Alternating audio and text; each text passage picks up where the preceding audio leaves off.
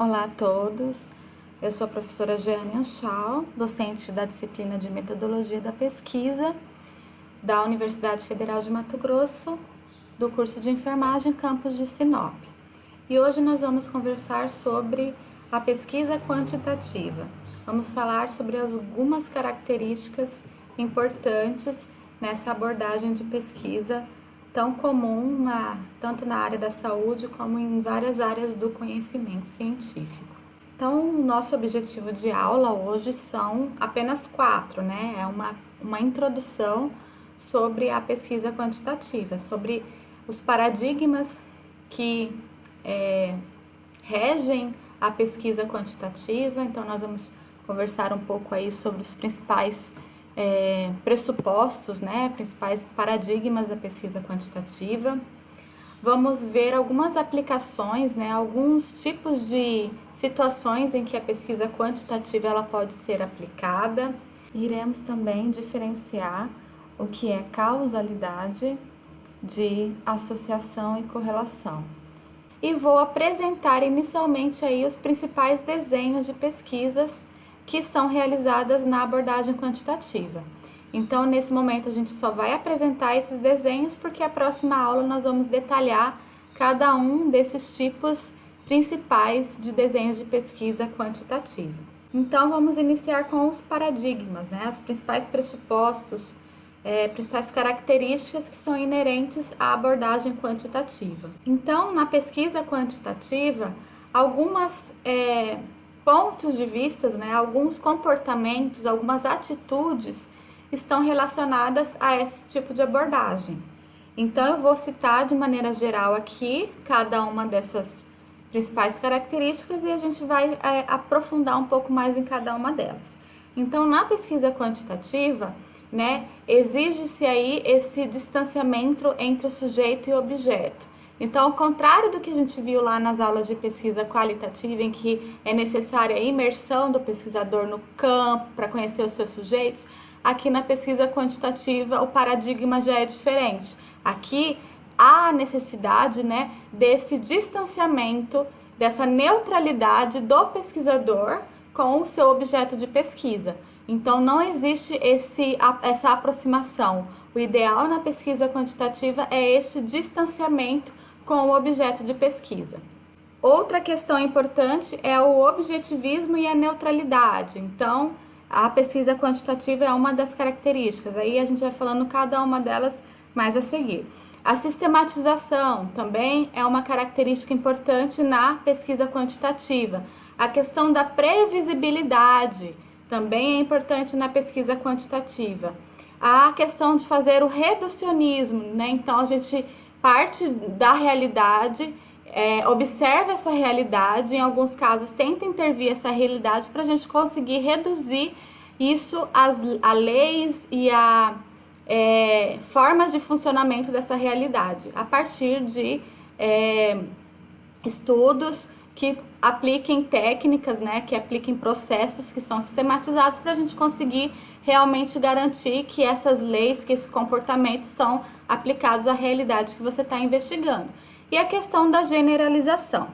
Então, a pesquisa quantitativa, em linhas gerais, né, o pesquisador ele vai conduzir o seu trabalho a partir de um plano, né, de um protocolo, de passos sistemáticos que ele vai ter que decidir, que ele vai ter que pensar antes de realizar a pesquisa. Então, a priori, o pesquisador tem que fazer todo o planejamento da sua pesquisa para podê-la implementar, porque aqui na pesquisa quantitativa, diferentemente da pesquisa qualitativa, em que o pesquisador pode ir moldando essa pesquisa a partir da sua inserção no campo, ele pode ir e vir ao campo dependendo da necessidade do seu objeto de pesquisa. Aqui na pesquisa quantitativa não. O pesquisador ele tem que pensar, ele tem que planejar toda a sua pesquisa, todo o seu processo de pesquisa, fazer um protocolo sistematizado de todos os passos que vão ser dados para a condução da pesquisa, porque depois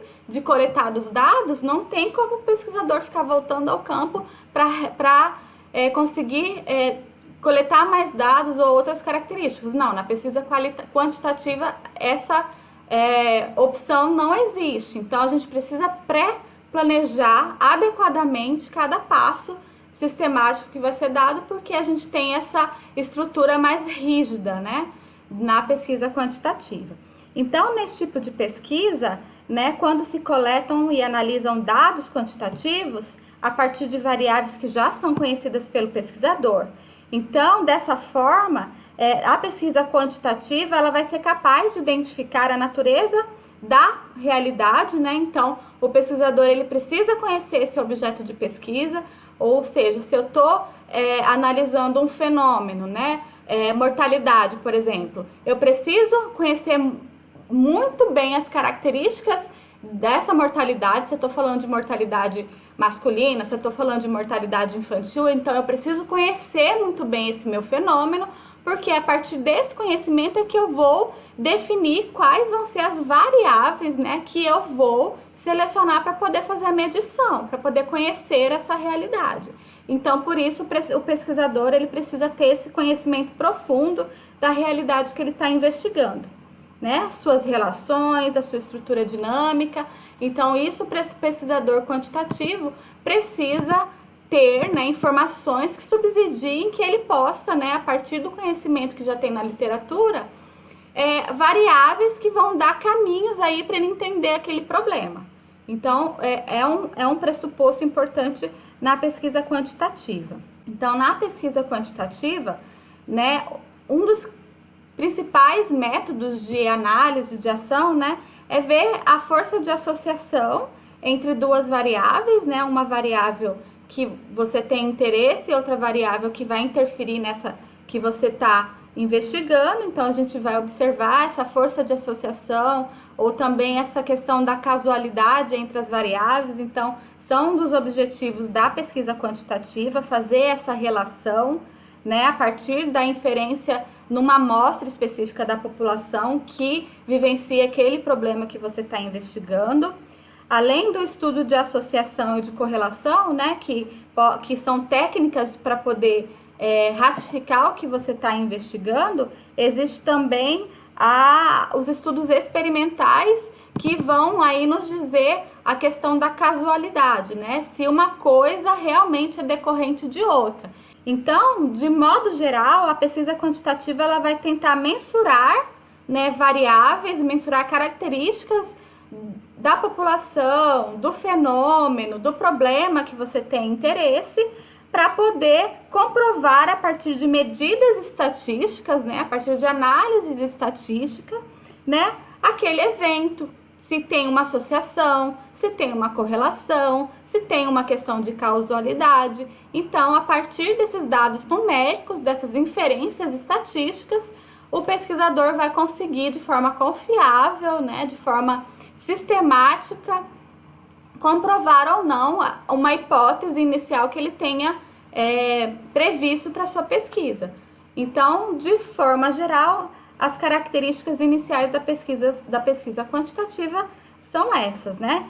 Então, a pesquisa quantitativa, ela, por natureza, ela vai ser de caráter interdisciplinar. Por que isso? Porque a gente precisa adentrar a outras áreas do conhecimento para conseguir conduzir uma pesquisa da abordagem quantitativa, porque a gente vai precisar da matemática, da estatística, muitas vezes da epidemiologia. Então, são várias áreas do conhecimento que vão ter que convergir aí para a gente conseguir implementar um estudo da abordagem quantitativa. Então, tem aí várias possibilidades entre economia, sociologia, antropologia, ciências políticas, saúde pública e epidemiologia, principalmente na área da saúde. São estudos que são muito difundidos e que usam várias técnicas da pesquisa quantitativa para poder conduzir as suas pesquisas, né? Então, vai precisar de um olhar de uma forma abrangente para poder compreender as situações de interesse, né? E conduzir aí uma pesquisa nessa abordagem. Então, voltando aqui a esses principais paradigmas da pesquisa quantitativa, quando pensamos aqui no distanciamento entre sujeito e objeto, né, como eu já havia comentado, o paradigma, essa característica, ela vem do paradigma positivista, né, que é uma linha de pensamento dentro das áreas de conhecimento. A gente tem duas grandes linhas, tem outras também, mas as duas principais, que é o positivismo, que dita muito das regras das pesquisas quantitativas, e a interpretativista, né? Que vai conduzir mais as pesquisas na área qualitativa, porque tem essa necessidade de interpretar os fenômenos. Então, esses dois grandes paradigmas, né, esses dois grandes ramos do conhecimento são os principais, e a pesquisa quantitativa ela é regida principalmente pelos principais paradigmas do positivismo.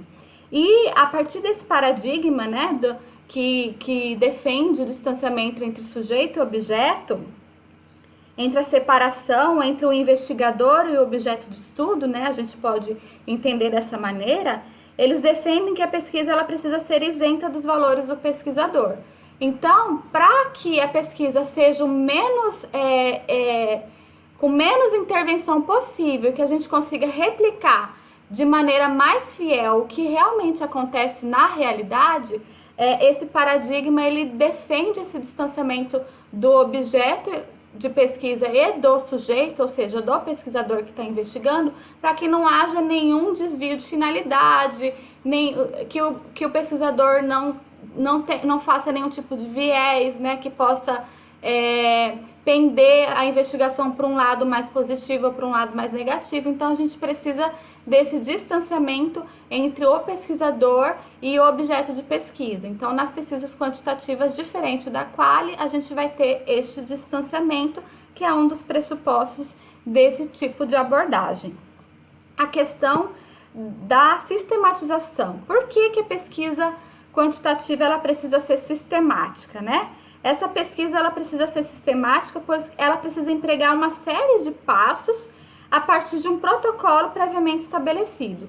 Então, para a gente garantir que a pesquisa ela realmente vai acontecer no momento da coleta de dados, que tudo que você previu realmente aconteça da maneira como você planejou, o seu processo, o seu protocolo de pesquisa, o seu projeto de pesquisa precisa estar muito bem pensado, muito bem sistematizado, para que a gente consiga cometer o menor erro possível no momento da coleta das informações, porque no momento que você for fazer as análises, né, a gente não vai ter a possibilidade de voltar ao campo e fazer novas coletas, porque isso daí tiraria a confiabilidade do estudo. Então, a gente precisa desses passos sistemáticos muito bem planejados antes do início da pesquisa, né?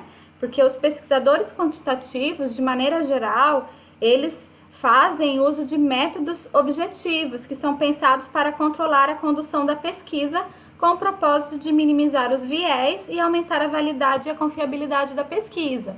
Então, se no momento da coleta de dados surgem algumas variáveis que você não previu no seu protocolo, isso pode depois trazer alguma dificuldade no momento da análise, né? Então, por isso que o pesquisador precisa conhecer muito bem antes o seu objeto de pesquisa, muitas vezes fazer um teste piloto antes de realmente começar a coleta de dados, justamente para poder identificar todas as variáveis, né, que podem estar relacionadas ali no teu objeto de pesquisa, no teu problema de pesquisa, para você não correr o risco de deixar de mensurar alguma informação, alguma variável que seja importante, que lá na análise dos dados pode fazer falta para você explicar o teu fenômeno.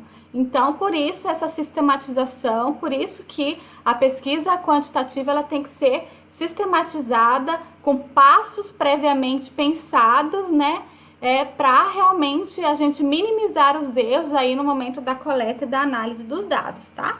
E aumentar, assim, dessa forma, a validade e a confiabilidade da sua pesquisa. A questão do objetivismo e da neutralidade, né, trazem esse paradigma, né, esse pressuposto para a pesquisa quantitativa, porque o pesquisador ele precisa ser neutro, né? Ele precisa ir para campo, né, desenvolver sua pesquisa livre de ideologias frente às suas pesquisas, porque o pesquisador ele precisa trabalhar com o que vem da realidade. né, com os dados objetivos, com os dados empíricos, né? Então, com o que ele coleta da realidade, é a partir do que ele está mensurando ali, é que ele vai tirar as suas conclusões. Então, na pesquisa quantitativa, a gente precisa dessa neutralidade do pesquisador. E esse princípio, ele veio principalmente em busca de uma verdade científica a partir de uma linguagem matemática, porque eles se fundamentam a partir de números.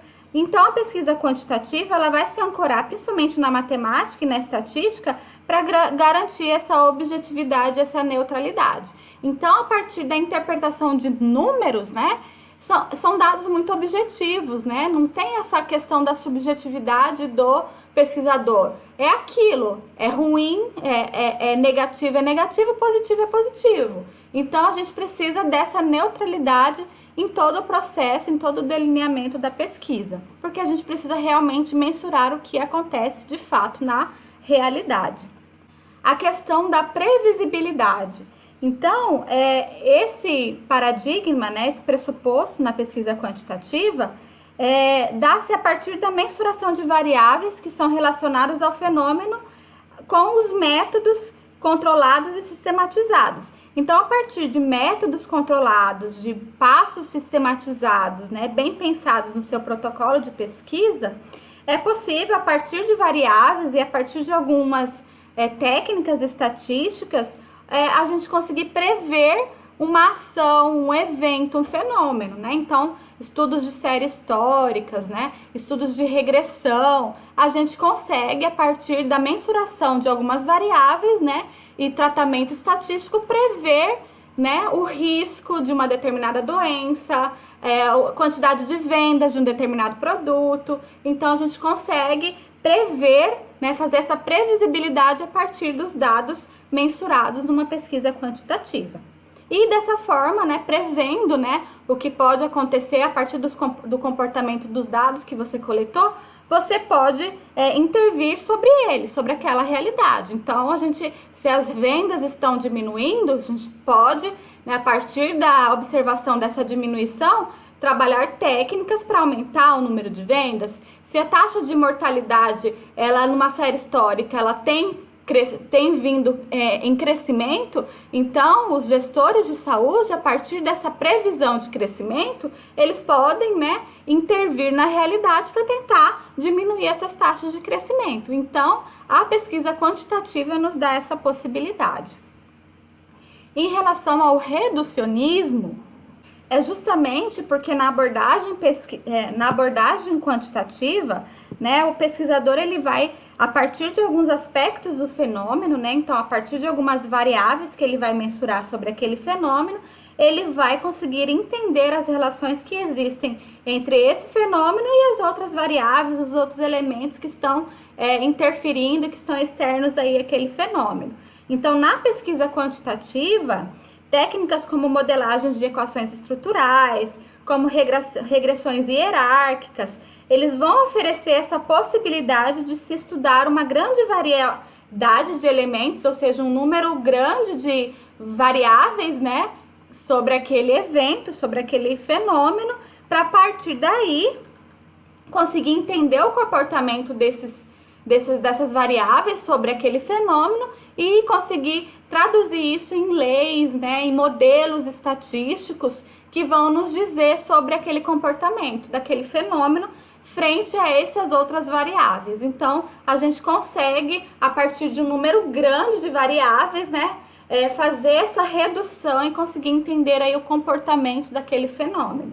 Então, esses modelos complexos, eles vão continuar sendo uma simplificação da realidade. Ou seja, apesar da gente conseguir, né, mensurar um grande número de variáveis relacionadas ao fenômeno, nunca nós conseguiremos, mesmo em pesquisas experimentais, replicar a realidade tal qual ela é. Porque a realidade, na verdade, ela é muito complexa. A gente consegue ter um panorama que vão nos ajudar a entender e a gente precisa, nos estudos quantitativos, tentar ao máximo representar essa realidade da forma como ela é. Mas a gente entende que a realidade ela é muito mais complexa do que a gente consegue mensurar e observar. mas é um dos propósitos da pesquisa quantitativa, né? A partir desse grande número de variáveis relacionadas àquele fenômeno, a gente conseguir traduzir isso num comportamento, né? No modelo estatístico, na descrição de frequências, né? Na verificação de relação entre associação e correlação, nas pesquisas experimentais de causa e efeito, a gente consegue compreender um pouco mais os fenômenos que acontecem na realidade. E, por último, a questão da generalização.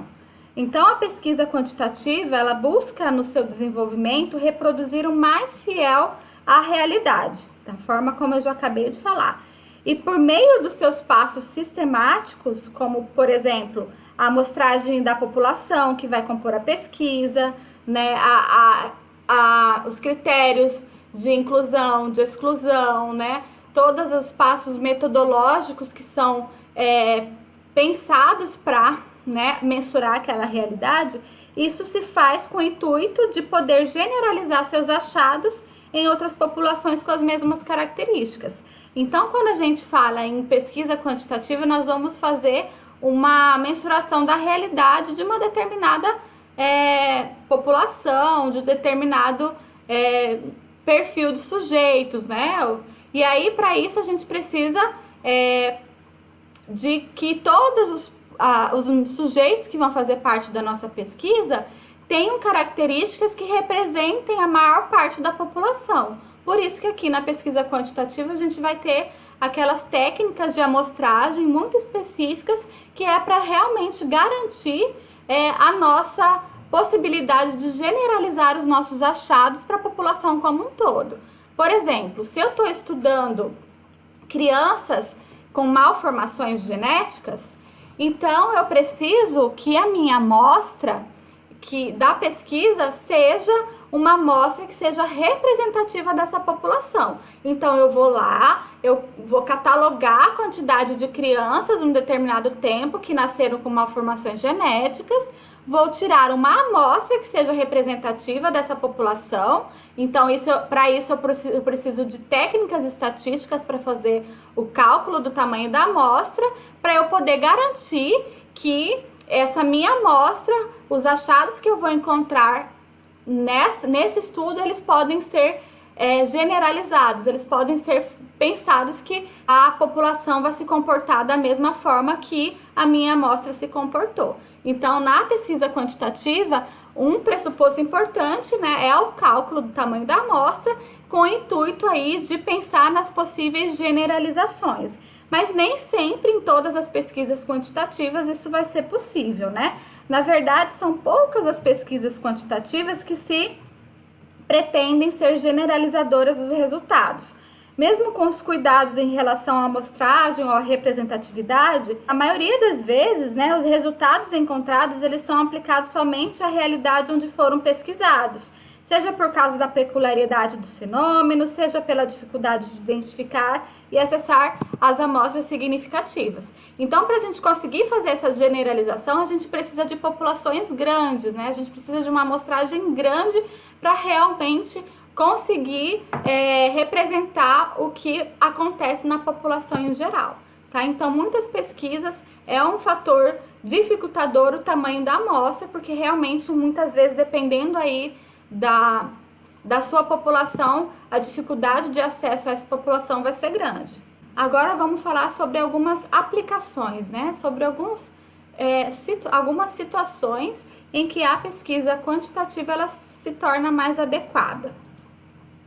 Então, a pesquisa de natureza quantitativa, ela deve ser aplicada quando se conhece as qualidades, né, as variáveis, as características e se tem controle do fenômeno que vai se pesquisar. Então, né, a gente precisa conhecer muito bem aquele fenômeno, aquele problema, né, para poder conseguir pensar em variáveis que vão nos ajudar a mensurar as características daquele fenômeno para a gente poder conhecê-lo, né? Então, se eu estou falando aqui em saúde do trabalhador, eu preciso conhecer os principais pontos relacionados a essa atividade, né? Então, a minha pesquisa eu vou precisar mensurar variáveis que me digam, né, do contexto de trabalho daqueles sujeitos, né? se a carga horária, a renda, as condições de trabalho, né? Então, são variáveis que eu preciso conhecer para poder aprofundar na pesquisa sobre aquele objeto, sobre esse tipo de pesquisa, sobre essa temática. Da mesma forma com as outras, o pesquisador precisa conhecer, né, muito bem o objeto para poder pensar e pensar variáveis que vão poder trazer explicações sobre o fenômeno. Então, esses estudos quantitativos, eles podem ser aplicados em organização dos serviços e sistemas, né? Ele pode ser aplicado na gestão de recursos humanos e financeiros, ele pode ser aplicado para verificar o efeito da execução de políticas públicas. Então, a partir de um estudo de série histórica, a gente consegue ver o comportamento de uma determinada doença, né, de uma determinada região. Então, a gente consegue ver a aplicação dos serviços de saúde, se eles estão sendo efetivos ou não, com análise de avaliação de serviços. A gente pode fazer a avaliação da qualidade do cuidado, satisfação dos serviços. Pode-se realizar estudos clínicos, né, que são os estudos experimentais para desenvolvimento de novas tecnologias, para desenvolvimento de medicações, de vacinas, como por exemplo o que está acontecendo agora com o coronavírus. Então, a aplicabilidade da pesquisa quantitativa ela é vasta. Então, todas essas áreas estão em consonância com a necessidade de estudos de enfermagem que priorizem a atenção não só do cuidado de si, mas também nas contribuições dos cuidados com a saúde das populações. Então, a enfermagem ela pode se subsidiar, né, a partir de estudos da abordagem quantitativa para melhorar a sua assistência, para melhorar os serviços de saúde. Então, tem uma aplicabilidade muito grande e importante aí também para a nossa área do conhecimento, os estudos da abordagem quantitativa. Então, a pesquisa quantitativa ela só vai ter sentido quando há um problema muito bem definido e há informação e teoria a respeito do objeto de conhecimento, entendido aqui como foco da pesquisa ou aquilo que se quer estudar. Então, esclarecendo um pouco mais, nós só vamos implementar uma pesquisa de natureza quantitativa quando se conhece as qualidades, né, as variáveis e se tem controle para pesquisar essas variáveis, como eu já comentei no slide anterior.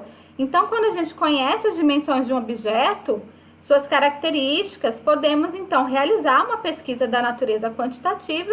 Para tal realização, a gente vai ter a necessidade de que o pesquisador tenha conhecimento extenso sobre aquilo que vai investigar, pois para se construir uma escala de atitude, por exemplo, né, um instrumento fechado que apresenta aí perguntas e respostas em relação a um determinado comportamento, por exemplo, né, e o grau de concordância e discordância, o pesquisador ele vai precisar listar as possibilidades para que o instrumento seja completo e complemente aí todas as possíveis dimensões do objeto. Então, ao pensar no questionário de pesquisa que o pesquisador vai utilizar para poder coletar os dados, a gente tem que se conhecer as características que são importantes daquele objeto de pesquisa. Então, por isso que pesquisas que não se conhece muito bem o objeto, elas são melhores exploradas nos estudos qualitativos, em que a gente vai conhecer aquela realidade em maior aprofundamento para poder entender as relações, e isso pode nos ajudar então depois a implementar uma pesquisa quantitativa para ver essas relações aí de efeito, de causalidade, de correlação e associação. Então a gente precisa, né, ter um certo conhecimento sobre aquele objeto de pesquisa para realmente poder fazer esse pensamento, fazer essa escolha das variáveis que vão nos dar aí subsídios sobre aquele fenômeno. Então, para entender os tipos de pesquisa quantitativa, nós precisamos entender dois grandes pontos importantes, que são os critérios que vão nos definir o que é uma relação de causa e efeito, ou seja, uma causalidade, de somente questões de associação ou correlação. Nós precisamos entender essas diferenças para podermos definir se um fator de exposição ele vai realmente ser ou não um fator que vai causar o efeito, decorrer em uma determinada doença ou um determinado efeito. Então, a associação, correlação, né, são qualquer tipo de relação estatística entre duas variáveis, e correlação é qualquer relação dentro de uma ampla classe de relações estatísticas que envolva dependência entre duas variáveis.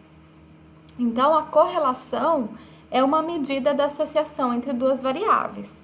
Então, a associação é o que vai ver o que se tem ou não uma relação entre duas variáveis, e a correlação é um tipo de associação estatística. A associação é a propriedade geral de duas coisas que ocorrem juntas e se movimentam em conjunto. Ou seja, se uma variável aumenta em relação a outra variável, ou se uma variável diminui em relação a outra variável. Ou seja, duas variáveis elas se correlacionam de maneira positiva ou de maneira negativa. Já a correlação é uma instância específica da associação, pois é uma das medidas de associação, ou melhor, um conjunto de medidas, uma vez que existem diferentes tipos de correlações, cada uma com uma fórmula diferente. Então, a depender do conjunto de dados que vocês têm, a natureza de dados do seu estudo, das suas análises, vão haver diversos tipos de estudos de correlação que poderão ser aplicados, né? Então, a correlação é uma medida de associação entre duas variáveis. Só que na associação estatística, nem sempre a gente consegue inferir causalidade, ou seja, causa e efeito. Duas variáveis, elas podem estar relacionadas, né, correlacionadas de alguma forma, mas isso não necessariamente vai nos dizer que existe uma relação de causa e efeito, né? Para isso, para a gente poder inferir uma relação de causa e efeito, a gente precisa de considerar algumas outras questões em relação ao raciocínio epidemiológico para a gente conseguir definir se existe ou não uma questão de causa e efeito na associação entre duas variáveis. Então, a causalidade, ou seja, a relação de causa e efeito entre uma variável de exposição e uma variável desfecho, né, ela vai buscar determinar que um fenômeno é causado por elemento ou por um conjunto de outros elementos, né, e tem o poder explicativo da realidade de interesse para a pesquisa científica. Então, para a gente conseguir definir se uma variável de exposição, se um fator de risco, se um comportamento de saúde específico vai realmente causar uma determinada doença, isso a gente precisa aferir a partir de alguns critérios, de alguns raciocínios epidemiológicos, né, científicos que vão nos dar. E para isso, para a gente conseguir vislumbrar se existe uma relação de causalidade entre relações, né, associações estatísticas entre variáveis de exposição e variáveis de desfecho, a gente precisa adotar os critérios de Hill, né? A partir desses critérios de Hill, né, que vai embasar o nosso raciocínio científico para verificar se uma associação ela realmente pode decorrer de causa e efeito, a gente consegue dizer, né, que existe uma causalidade na relação entre aquelas duas variáveis. Então, entre os critérios de Hilton, são 9 pontos, né, que os pesquisadores precisam avaliar, né, raciocinar para se dizer se existe ou não uma questão de causalidade. Então, entre os 9 pontos estão a força de associação, a consistência, a especificidade, a temporalidade, o gradiente biológico, a plausibilidade biológica, a coerência, as evidências experimentais e a analogia. Ou seja, são 9 critérios que, quanto mais critérios forem preenchidos, maiores serão as chances da associação ser de causa e efeito. Ou seja, quanto mais a nossa pesquisa, o nosso raciocínio conseguir atender esses 9 critérios, mais chances a gente tem de poder afirmar que existe uma relação de causa e efeito aí entre essas variáveis que estão sendo analisadas. E no critério de Hilton, A única condição obrigatória para se dizer se tem efeito de causalidade é a questão da temporalidade. Esse é o único critério obrigatório para a configuração da causalidade, ou seja, a exposição sempre deve vir antes do desfecho. Então, a causa, a exposição, né, os fatores de risco, as variáveis de exposição devem ser sempre anterior ao desfecho, ou seja, a doença ou o desfecho que você está analisando. Então, os fatores de risco sempre vão anteceder o adoecimento. Então, fumar tem que ser sempre antes do desenvolvimento do câncer, né? Se a exposição veio depois do desfecho, não temos como afirmar que a exposição causou o desfecho. Então, por isso, esse é o único critério obrigatório que todas as pesquisas precisam atender para a gente conseguir inferir relação de causalidade, ou seja, de causa e efeito entre as variáveis. O outro critério, que é a força de associação, né? Quanto mais forte for uma associação, mais provável que ela seja causal. Então, quanto maior for a diferença entre os expostos e os não expostos, maior será também a tendência de existir uma relação, uma associação causal, uma relação de causalidade. Mas nem sempre todas as associações fortes vão ser necessariamente causais, né? Vão nos dizer que existe causalidade, e da mesma forma, nem sempre todas as associações fracas vão significar que não existe uma relação de causalidade, né? Mas considera-se que quanto maior for essa força de associação, né, maior será, então, provável a relação de causa e efeito entre as duas variáveis.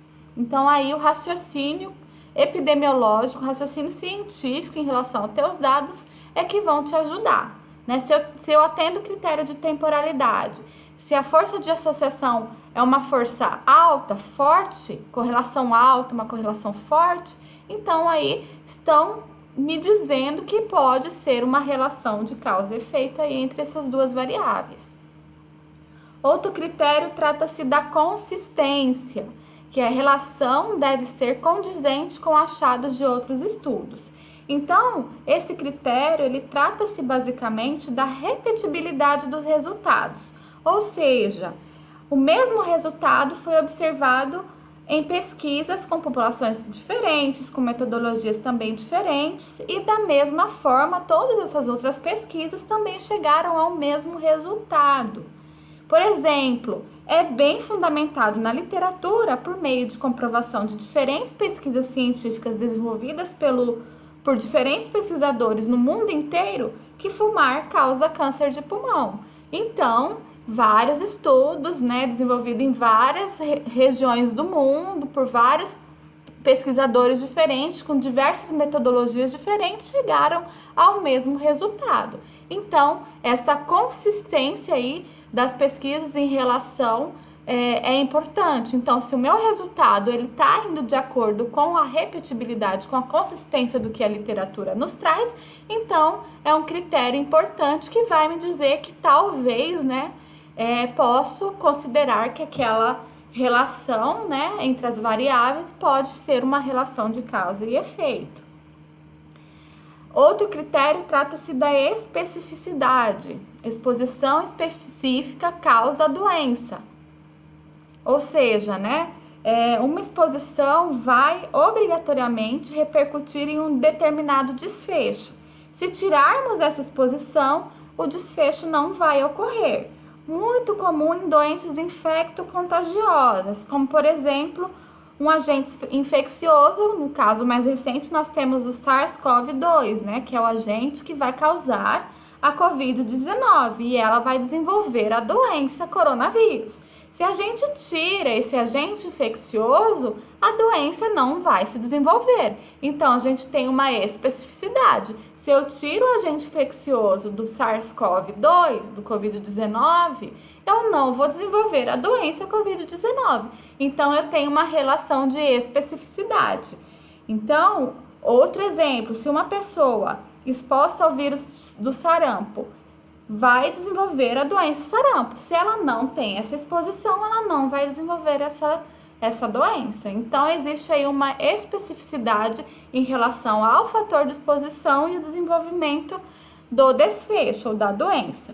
Então, para doenças infecto-contagiosas, esse critério ele é muito bacana, ok, a gente consegue aplicar muito bem esse critério. Agora, para doenças que são crônicas ou não transmissíveis, é muito pouco aplicável esse critério, pois são vários os motivos, né? Podem ser vários os fatores de riscos que podem levar ao desenvolvimento de determinada doença. Por exemplo, o câncer de pulmão, né? Não necessariamente só o tabagismo pode causar o câncer de pulmão. Vários outros comportamentos do indivíduo podem estar interferindo, podem ser fatores de riscos que vão contribuir para o desenvolvimento do desfecho do câncer de pulmão. Então, para doenças crônicas não contagiosas, esse critério já não atende muito bem. Por isso que, para a gente determinar causa e efeito, a gente precisa ter o raciocínio científico crítico e que vão nos poder determinar se existe ou não relação de causa e efeito e quais são os critérios mais adequados para a gente aplicar essa relação. O outro critério trata-se do gradiente biológico, ou seja, o efeito dose-respostas, né? Deve ser em gradiente e proporcional. O que esse critério quer nos dizer, né? Ele se refere à curva de dose-resposta, ou seja, quanto maior for a exposição, maior também será o desfecho e vice-versa. Esse critério ele é muito bem aplicável a doenças não transmissíveis ou doenças crônicas. Para doenças infecto-contagiosas, elas já não são muito bem aplicáveis. Por exemplo, quanto maior tempo de exposição ao tabagismo, maiores serão as chances de se desenvolver câncer de pulmão.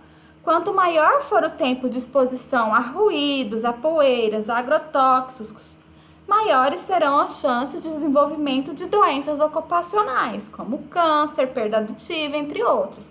Então, essa proporcionalidade entre exposição e desfecho é que é interessante. Então, quanto maior a exposição, maior a probabilidade do desfecho. Então, esse é o critério do gradiente biológico. Outro critério trata-se da plausibilidade biológica. A associação deve ter uma explicação plausível, ou seja, as associações evidenciadas estão coerentes com o que já se tem produzido lá na literatura científica, com o que se já pode, com o que se já sabe sobre a doença ou a condição estudada. Ou seja, essas associações, elas são realmente plausíveis biologicamente, né? São associações que, de acordo com o que a gente tem de conhecimento do corpo humano, do sistema humano, das relações existentes na sociedade, né? Realmente é plausível essa associação? Ou é uma associação meramente espúria que não tem significado nenhum? Então, é nesse sentido a questão da plausibilidade biológica. A coerência, né? Os achados devem seguir o paradigma da ciência atual. Então, no mesmo caminho da plausibilidade biológica, né, esses achados eles devem estar de acordo com o que se tem de conhecimento atual, né? Não adianta a gente começar a trazer associações que a ciência atual não apoia, né? Ou questões que já foram superadas pela ciência.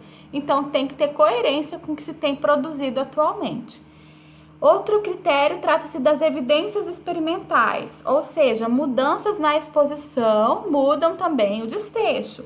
Então, intervenções que vão ser realizadas nos fatores de exposição vão ocasionar mudança aí nos desfechos. Então, pesquisas para fatores de proteção, como por exemplo manipulação de medicamentos, né, intervenção com novos medicamentos, elas vão poder ser utilizadas. Por questões éticas, nós não podemos manipular fatores de risco, porque a gente não pode expor as pessoas a fatores de risco para fazer um estudo. Mas a gente consegue expor a fatores de proteção e ver, por exemplo, se uma determinada droga protege mais, tem uma relação mais positiva, um efeito positivo para determinada doença. Então, se a gente manipula uma intervenção e essa intervenção tem um fator positivo, né? Isso também vai ter um desfecho positivo no tratamento da doença, por exemplo. Então, mudanças na exposição, né? Manipulações nos fatores de exposição vão causar mudanças também no desfecho. E o último critério de Hilton trata-se da analogia com outras doenças ou com outra exposição. O que quer dizer esse critério? Exposições parecidas tendem a causar desfechos parecidos. Por exemplo, se a exposição a agentes cancerígenos como cigarro, poeiras, poluição, ou seja, são fatores de risco, né? Fatores de exposição parecidos, semelhantes, que são considerados fatores de exposição patogênicos, cancerígenos. Então, exposição a fatores de risco semelhantes vão causar desfechos semelhantes. Então, cigarro, poeiras e poluição são doenças que podem causar doenças respiratórias e podem progredir para o desfecho de câncer. Da mesma forma, se o medicamento X é tóxico, um medicamento similar a esse medicamento X também poderá ser tóxico, ou seja, exposições semelhantes ou parecidas vão decorrer em desfechos similares, parecidos. Então, este é o critério da analogia. E aí vai depender do pesquisador, né, de acordo com os seus dados, com a sua pesquisa, avaliar esses critérios de Hilton para poder determinar se há ou não uma relação de causalidade, de causa e efeito entre os seus dados na sua pesquisa. Por fim, nós vamos apresentar aí as duas grandes abordagens, né, que dividem as pesquisas quantitativas em dois grandes grupos importantes, que são as pesquisas observacionais, ou seja, aquelas pesquisas que não vão ter nenhuma intervenção, também conhecida como pesquisas não experimentais, e o outro grupo será as pesquisas experimentais, ou seja, aquelas pesquisas onde há uma intervenção do pesquisador. Haverá manipulação dos fatores, né, das variáveis que serão investigadas nesse conjunto de pesquisa. Dentro das pesquisas observacionais, ou seja, aquelas não experimentais, nós dividimos em dois grandes grupos. As pesquisas descritivas, né?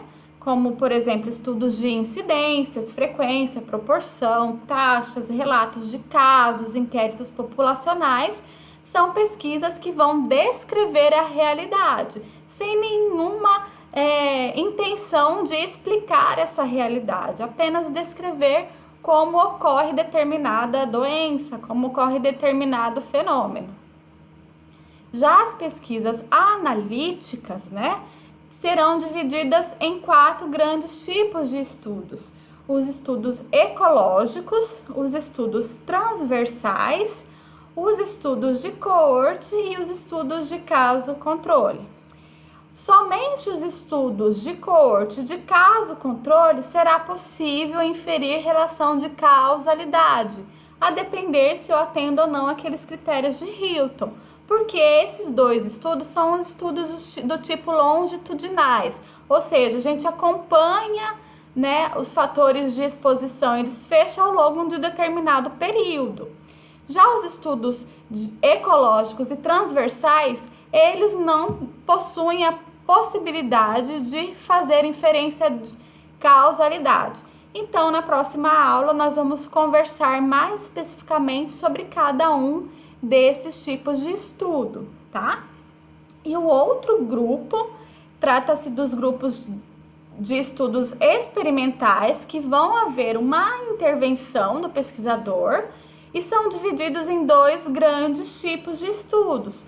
Os estudos experimentais, o mais comum, né, o padrão ouro dentro dos estudos epidemiológicos é o estudo de ensaio clínico randomizados, os DCRs, né, são os estudos de padrão ouro, onde a gente consegue manter aí vários aspectos importantes para poder a gente dizer realmente com propriedade que existe efeito de causalidade dentro, né, da realização e do estudo daquelas variáveis. E também teremos os estudos quase experimentais, que são os ensaios clínicos não randomizados. Então, na próxima aula, nós conversaremos mais especificamente sobre cada um desses tipos de pesquisas quantitativas, ok?